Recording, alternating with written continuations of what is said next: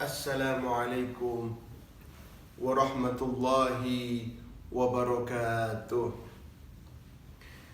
Alhamdulillah, wassalatu wassalamu ala rasulillah wa ala alihi wa sahbihi wa mawala, wala hawla wala quwwata illa billah. Al-Fatiha. Nuhdihi thawab dhalika ila habibina syafi'ina qurrati a'yunina sayyidina Muhammadin sallallahu alaihi wasallam, jamil anbiya wal mursalin was sahaba wat tabi'in wat tabi'in lahum bi ihsan ila yaumiddin, khususan musyrif ma'had Darul Lugha Da'wa Abuya Sayyid Muhammad bin Alwi al-Maliki wa walidayhi wa ila ruh muassis ma'had Darul Lugha Da'wa Abuya Habib Hasan bin Ahmad Baharun wa walidayhi wa ihwani wa jami' asatidz Darul Lugha Da'wa وتلاميذ دار اللغة والدعوة محبين معهد دار اللغة والدعوة أن الله يغفر لهم ويرحمهم ويعلي درجات في الجنة ويعيد علينا من بركاتهم وأسرارهم وأنوارهم وعلومهم ونفعاتهم في الدين والدنيا والآخرة على هذه النية وكل نية صالحة وإلى حضرة النبي محمد صلى الله عليه وسلم بسر أسرار الفاتحة. الرحمن الرحيم صراط الذين أنعمت عليهم.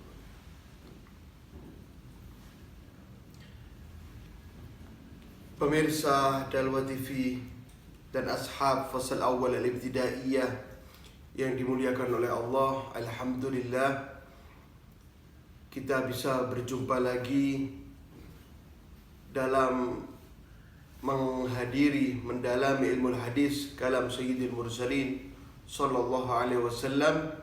Mudah-mudahan Allah Subhanahu wa taala memberkati dan memberikan kita kebahagiaan di dunia dan akhirat berkat kita mempelajari ilmu hadis tersebut. Mari kita melanjutkan pembacaan hadis selanjutnya. Jangan lupa bolpoinnya, bukunya, kitabnya semua ditulis. Ketika dapat ilmu langsung ditulis, dihafalkan, difahami, diamalkan ya. Sayang kalau nggak diamalkan nanti itu.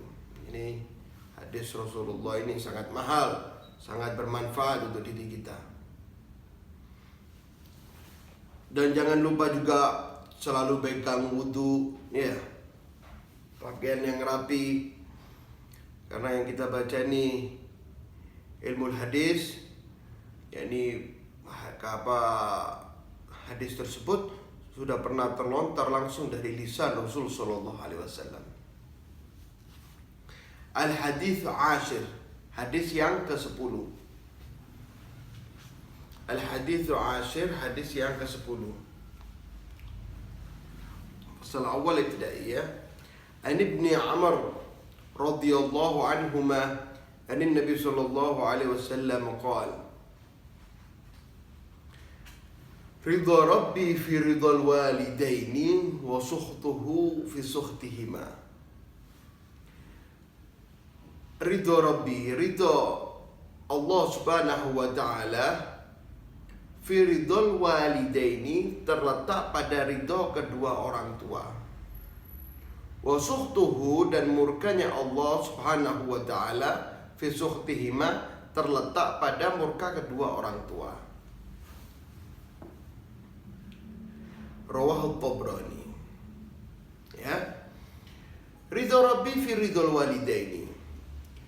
Ridhonya Allah Subhanahu wa taala terletak pada ridho kedua orang tua.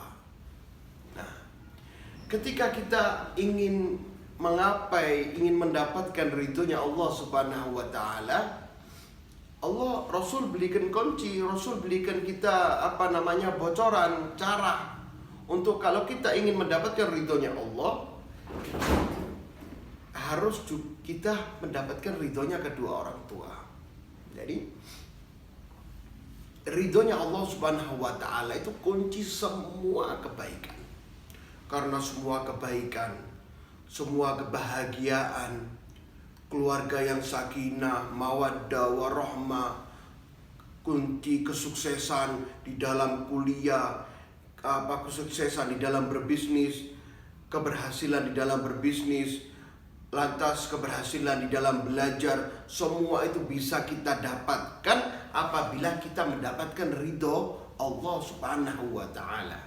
Ketika Allah Subhanahu wa Ta'ala ridho sama kita, maka hal-hal yang kita inginkan, hal-hal yang kita harapkan pasti akan terwujudkan dengan ridhonya Allah Subhanahu wa Ta'ala. Nah, bagaimana cara kita mendapatkan ridhonya Allah Subhanahu wa Ta'ala? Rasul sallallahu alaihi wasallam di sini memberikan kita kunci, memberikan kita bocoran.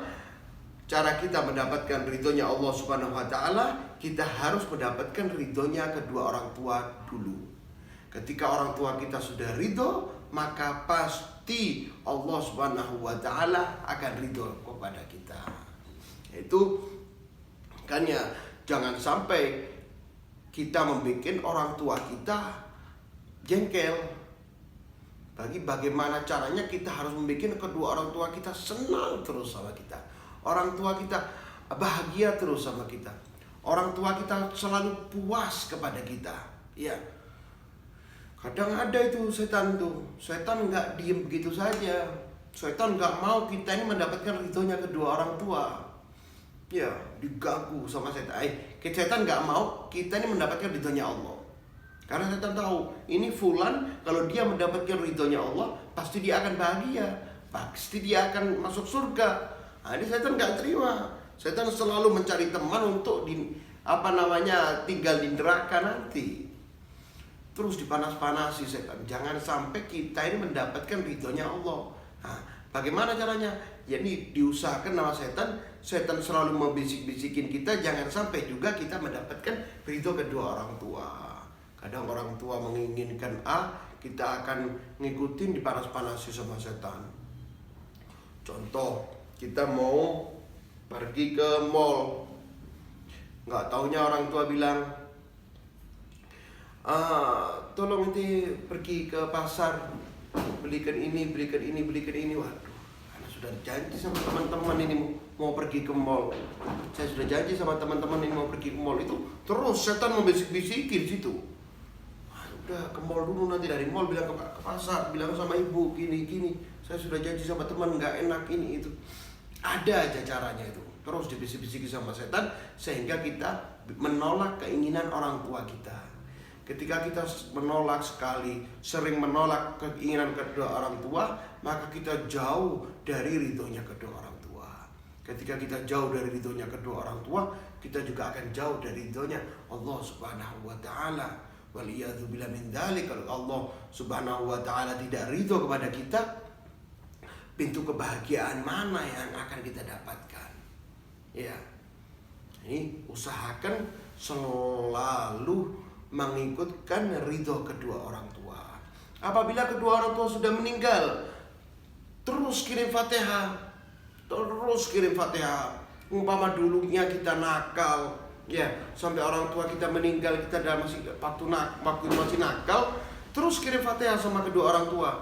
Kirim Fatihah sehari 5 kali, 6 kali, 10 kali kirim Fatihah. Mungkin sebab daripada kita tiap hari mengirim Fatihah, di sana Allah Subhanahu wa Ta'ala, di sana orang tua kita akan ridho kepada kita.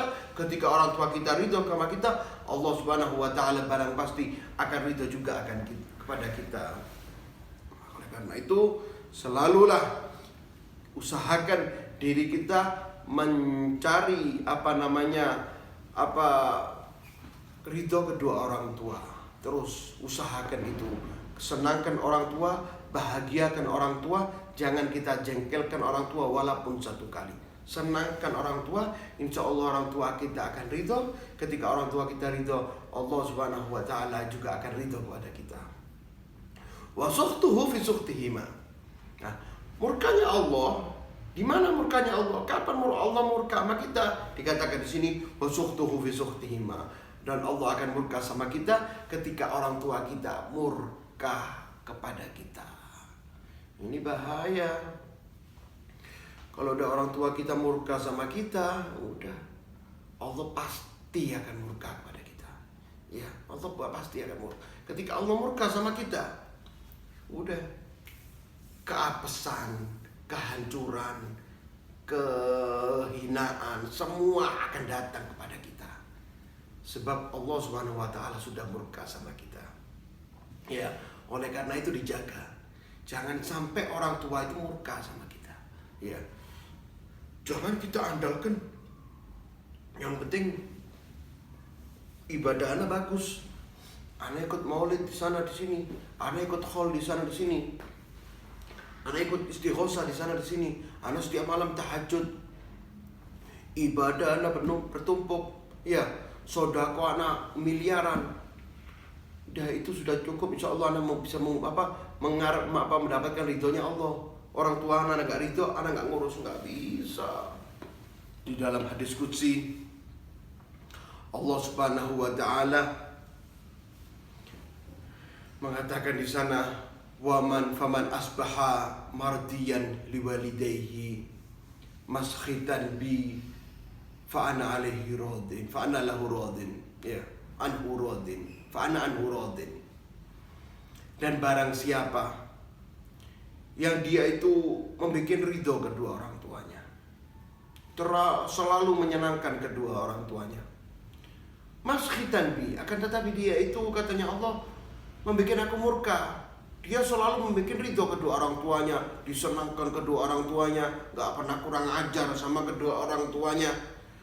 Akan tetapi maskhitan bi, dia tuh selalu membuat aku murka. Mungkin dia bermaksiat kepada Allah Subhanahu wa taala, ya.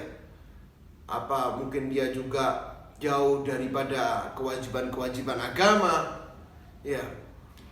Maka Allah Subhanahu wa taala mengatakan, sebab walaupun aku murka sama dia, akan tetapi sebab orang tuanya ridho sama dia, maka aku pun akan ridho sama dia juga. Nah, itu saking mahalnya itu, ya. Orang tua, yang penting orang tua kita ridho, ya, penting orang tua kita ridho. Kalau umpama Allah murka sama kita, insya Allah Allah juga akan ridho kepada kita. Dijanjinya Allah. Makanya terus kejar ridhonya kedua orang tua. Selanjutnya, waman asbaha maskhitan liwalidayhi mardiyan bi fa ana alaihi sakhid.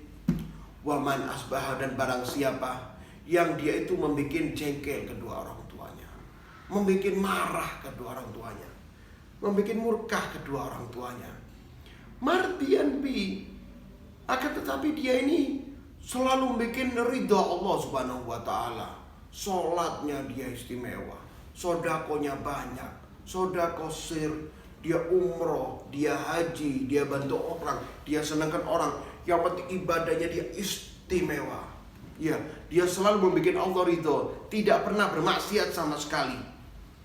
Maka katanya Allah, sebab dia betul dia tidak pernah membuat aku murka, akan tetapi dia telah selalu membuat orang tuanya murka, selalu membuat orang tuanya jengkel, selalu membuat orang tuanya marah. Walaupun ibadahnya banyaknya seperti apa, Allah pun akan marah juga kepada dia. Sebab orang tuanya marah, Allah pun akan marah walaupun ibadahnya banyak. Ini saking bahayanya orang-orang sekarang, kadang-kadang dia tidak memperhatikan ridhonya kedua orang tua. Orang-orang sekarang kadang-kadang dia menomorsatukan Allah. Ya memang betul Allah nomor satu, ya. Akan tetapi dia mengabaikan kedua orang tuanya. Ini yang sangat-sangat berbahaya. Keduanya ini harus kita perhatikan, ya, antara Allah Subhanahu wa taala dan kedua orang tua kita. Jangan kita mengandalkan amalan kita. Yang penting anak sholat, yang ini orang tua saya mau nggak ridho, mau apa terserah. Jangan, bahaya. Kalau sudah orang tua tidak ridho, maka jauh pintu surga dari kita, jauh juga kebahagiaan dari kita, jauh juga kesenangan dari kita. Sulit kita untuk mendapatkan kesuksesan di dalam belajar, keberhasilan di dalam bekerja, keberhasilan di dalam bisnis. Itu sulit kita dapatkan apabila orang tua kita murka sama kita. Jangan terlalu perhitungan sama orang tua. Ketika kita bayi dulu, orang tua itu sama sekali tidak perhitungan sama kita. Ya, orang tua itu berjuang mati-matian sama kita, demi kita, capek demi kita, kesal demi kita mau